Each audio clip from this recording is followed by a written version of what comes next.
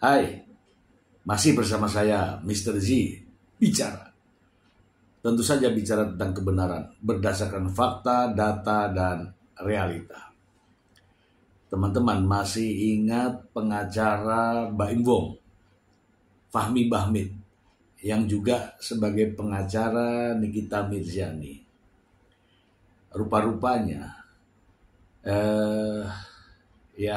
kerja keras ya teman-teman, kerja keras.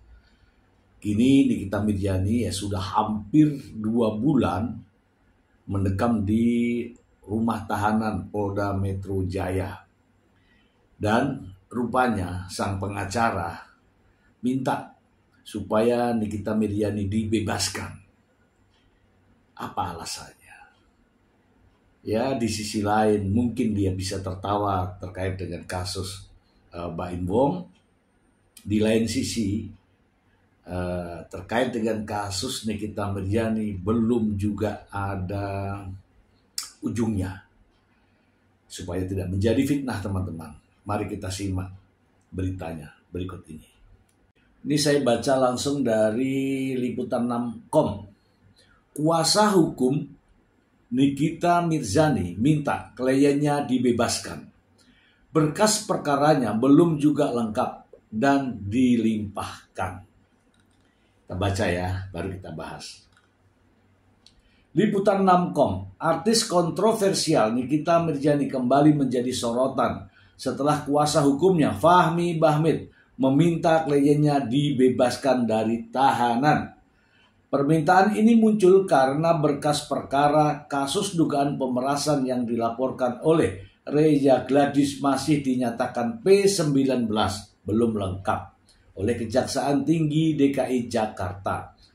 Status ini berlangsung sejak 17 Maret 2025 dan meskipun berkas telah diajukan kembali, proses hukum yang berlarut-larut menimbulkan tanda tanya besar. Ya gimana, maunya gimana? Ujar Nikita santai saat digiring ke tahanan, menunjukkan sikapnya yang tenang dan di tengah badai masalah hukum yang menerpanya. Kasus ini bermula dari laporan Reza Gladys atas dugaan pemerasan yang melibatkan Nikita Mirzani dan asistennya Mail Saputra. Pihak kuasa hukum membantah tuduhan tersebut. Nikita ditahan sejak 4 Maret 2025. Dan masa penahanannya telah diperpanjang hingga 1 Juni 2025. Perpanjangan penahanan ini menimbulkan pertanyaan, terutama terkait kelengkapan berkas perkara dan potensi pembebasan demi hukum jika berkas tetap dinyatakan belum lengkap setelah melewati batas waktu maksimal penahanan. Kondisi Nikita Mirzani dilaporkan baik. Ia siap menghadapi persidangan jika kasus berlanjut, namun menekankan pentingnya proses hukum yang adil. Kasus ini juga menyoroti proses hukum di Indonesia, khususnya terkait batas waktu penahanan dan kelengkapan berkas perkara. Publik pun menyoroti sejumlah kasus yang melibatkan Nikita Mirzani, termasuk kasus sebelumnya yang melibatkan putrinya Loli. TikToker Fadel Bajideh juga ditahan. Kasus ini bermula dari laporan Reza Gladys Pretriani pada 3 Desember 2024 yang menuduh Nikita Mirzani, Mail Saputra, dan Dr. Oki Pratama melakukan pemerasan, pencemaran nama baik, dan TPPU.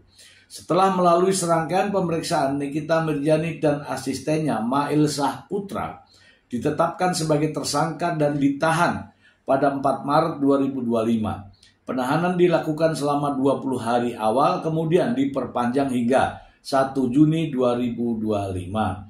Pada 17 Maret 2025, berkas perkara dinyatakan P19 oleh Kejaksaan Tinggi DKI Jakarta. Meskipun berkas telah diajukan kembali pada 5 Mei 2025, jaksa masih memiliki waktu 14 hari kerja untuk menelitinya. Jika dalam waktu tersebut berkas tetap belum lengkap, Nikita Mirzani berpotensi dibebaskan demi hukum karena telah melewati batas maksimal masa penahanan. Hal ini menimbulkan spekulasi dan pertanyaan publik. Kuasa hukum Nikita Mirjani, Fahmi Bahmid, telah meminta agar kliennya dibebaskan. Fahmi juga mempertanyakan alasan dibalik penahanan yang berkepanjangan, terutama setelah berkas perkara dinyatakan belum lengkap. Iya benar, saya baru dapat informasi tadi malam bahwa penahanan diperpanjang 30 hari sampai 1 Juni 2025, ujar Fahmi. Penolakan pemeriksaan dan dampaknya. Di tengah kasus pemerasan, Nikita Mirjani juga dikabarkan menolak pemeriksaan oleh penyidik Polda Metro Jaya terkait dengan laporan Rasman Nasution atas dugaan penganiayaan. Penolakan ini menimbulkan spekulasi terutama mengenai kesempatan Nikita untuk membela diri. Namun, Rasman ini bukan kali pertama Nikita menolak pemeriksaan. Menurut Rasman, ini bukan kali pertama Nikita menolak pemeriksaan. Dalam hal ini dinilai menguntungkan Rasman karena kesempatan Nikita untuk membela diri melalui jalur pemeriksaan tertutup dan telah tertutup. Penolakan pemeriksaan ini menambahkan kompleksitas kasus yang dihadapi oleh Nikita Mirjani. Hal ini menimbulkan pertanyaan publik mengenai sikap Nikita dan dampak penolakannya dalam pemeriksaan dalam proses hukum yang tengah berjalan. Publik pun semakin penasaran dengan perkembangan kasus ini dan bagaimana proses hukumnya. Permohonan Putri Nikita Mirjani dan perkembangan terbarunya. Sebelumnya, Putri Nikita Mirjani, Loli, telah mengajukan permohonan kepada Polda Metro Jaya agar ibunya tidak ditahan. Dalam surat bermaterai yang diunggah di Instagram, Loli menekankan bahwa Nikita merupakan satu-satunya sumber penghidupan bagi keluarganya. Permohonan ini menunjukkan keprihatinan keluarga atas penahanan Nikita Mirjani. Oke. Banyak nih sebenarnya teman-teman ya. Silakan nanti teman-teman baca ya. Saya ingin menanggapi tentang permintaan dari sang pengacara terkait dengan berkas perkara belum lengkap yang tadi kita ulas ya. Kita bahas ya teman-teman, kita bahas. Jadi Nikita Mirjani telah ditetapkan sebagai tersangka dan dilakukan penahanan oleh penyidik cyber Reskrim Polda Metro Jaya.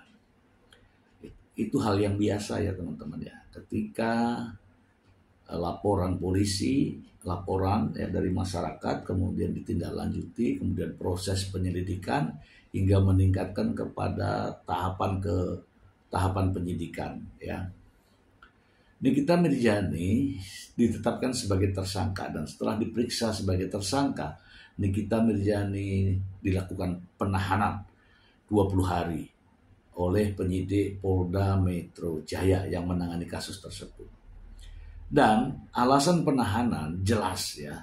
Alasan penahanan itu ya pertama adalah mengulangi perbuatannya, kemudian menghilangkan barang bukti, kemudian melarikan diri. Ya, itu ya alasan subjektif lah bahasanya.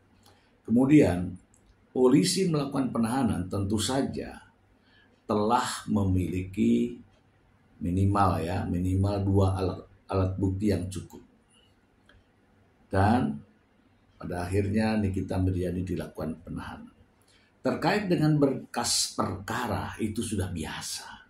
Berkas perkara normatifnya adalah ketika selesai pemberkasan oleh pihak kepolisian, kemudian diserahkan ke pihak kejaksaan untuk dilakukan penelitian.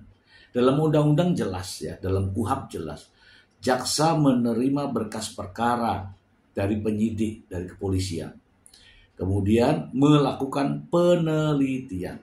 Apabila dinyatakan bahwa berkas perkara belum lengkap, maka jaksa memberikan petunjuk kepada penyidik untuk dilengkapi.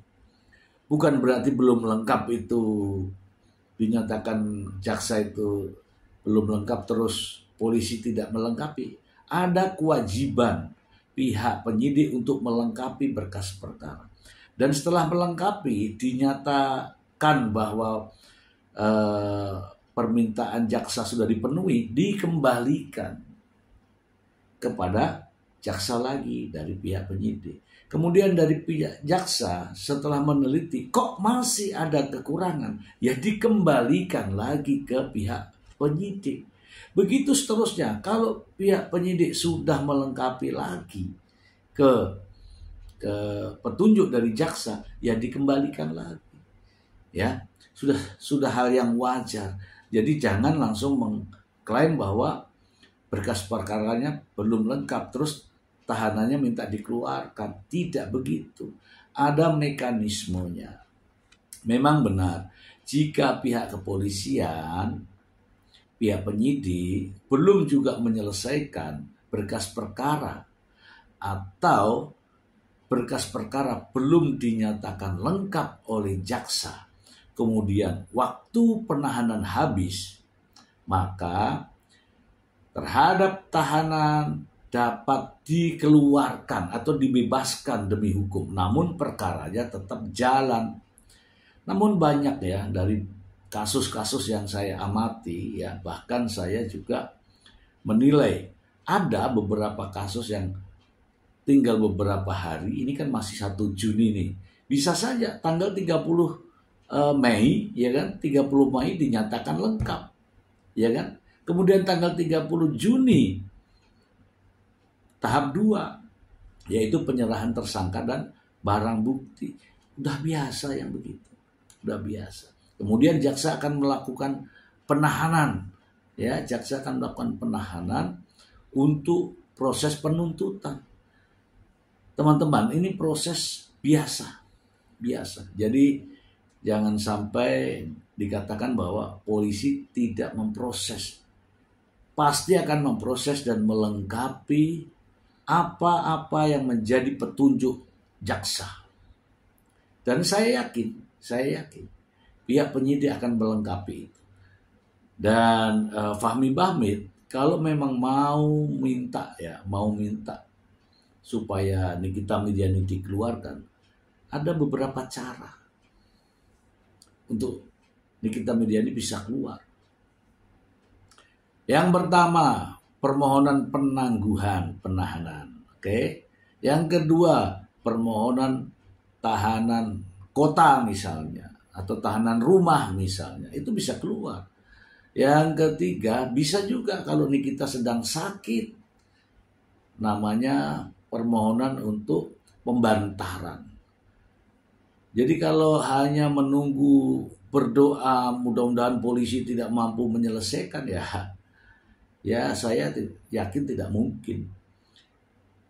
mungkin terkabulkan doanya. Sebab apa?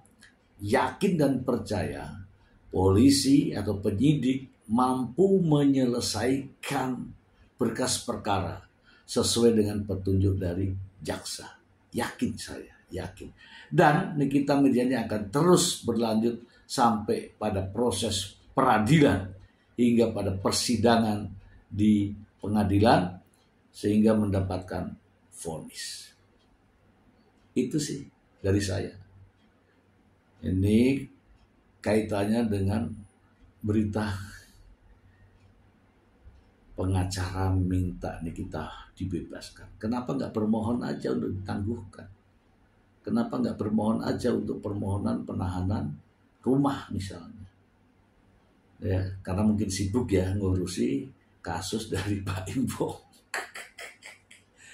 Oke teman-teman, semoga bermanfaat. Terima kasih.